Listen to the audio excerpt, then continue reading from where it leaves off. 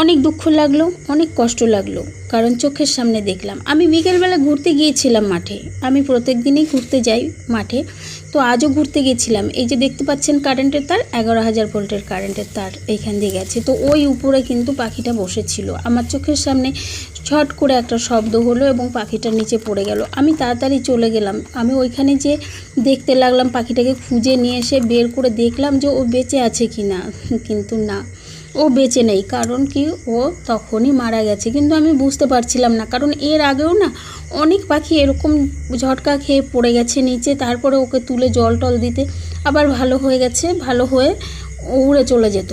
তো আমি ভাবলাম যদি এও সেরকম বেঁচে থাকে, সেজন্য ওকেও আমি কি করলাম, তাড়াতাড়ি একটু চোখে মুখে জল দিলাম, জল খাওয়ানোর চেষ্টা করলাম, অনেকক্ষণ ধরে ওকে ম্যাসাজ করলাম। তো বাট কিছুতেই আর ভালো হলো না। তারপর আমি ভাবলাম, ভালো করে দেখলাম, কান পেতে শুনলাম, কিন্তু না, ও আর বেঁচে নেই। খুব খারাপ লাগছিল। দেখুন কত সুন্দর লাগছে পাখিটা, এত সুন্দর লাগছে, চোখের সামনে একে মরে যেতে দেখলাম, তো খুবই খারাপ লাগছে। তো যাই হোক, যে মারা গেছে সে তো মারাই গেছে, তাই না?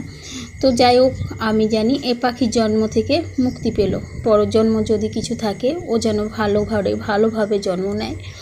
আমি এটাই কামনা করি, ওর আত্মার শান্তির কামনা করি।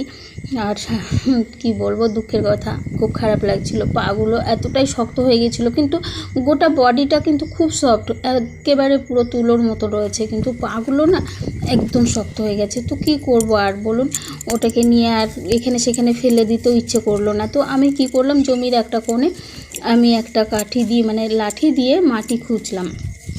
মাটি খুঁড়ে ওখানে একটা গর্ত বানালাম।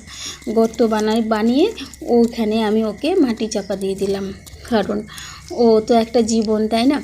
তো যাই হোক বন্ধুরা, কেমন লাগলো ভিডিওটা আপনারা বলবেন। জানি এটা খুব ভালো লাগবে না, কারণ এই ভিডিওটা অতটাও সুখের ভিডিও নয়।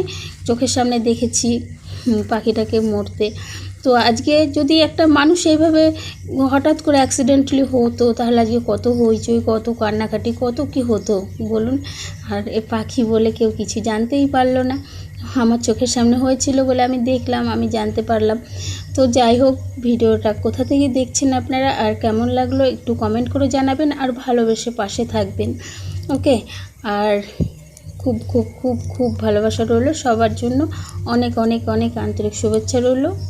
আর এই পাখিটার জন্য আত্মার শান্তির কামনা করবেন আপনারাও, যাতে পরের জন্মে ও ভালো জায়গায় জন্ম নেয় এবং ভালোভাবে জন্ম নেয়, ঠিক তাই না? অনেক সুন্দরভাবে জন্ম নেয়। ভগবান যেন ওর আত্মার শান্তির কামনা করে।